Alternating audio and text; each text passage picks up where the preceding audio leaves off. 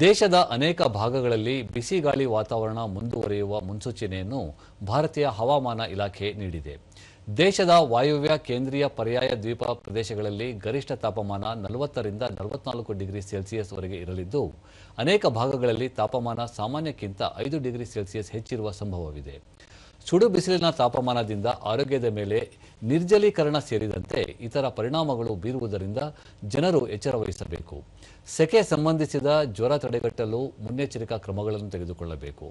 ಬಿಸಿಲು ಹೆಚ್ಚಿರುವ ಸಮಯದಲ್ಲಿ ಮುಖ್ಯವಾಗಿ ಮಕ್ಕಳು, ವಯೋವೃದ್ಧರು ಹೊರಗೆ ಹೋಗುವ ಎಚ್ಚರಿಕೆ ವಹಿಸಬೇಕು ಎಂದು ಇಲಾಖೆ ಮನವಿ ಮಾಡಿದೆ.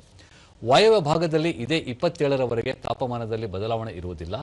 ಮುಂದಿನ 7 ದಿನಗಳಲ್ಲಿ ಪಂಜಾಬ್, ಹರಿಯಾಣ, ದೆಹಲಿ, ರಾಜಸ್ಥಾನ, ಉತ್ತರ ಪ್ರದೇಶ, ಮಧ್ಯಪ್ರದೇಶ, ಛತ್ತೀಸ್ಗಢ ಮತ್ತು ವಿದರ್ಭದಲ್ಲಿ ಬಿಸಿ ಗಾಳಿ ವಾತಾವರಣ ಮುಂದುವರಿಯಲಿದೆ ಎಂದು ಇಲಾಖೆ ಮುನ್ಸೂಚನೆ ನೀಡಿದೆ.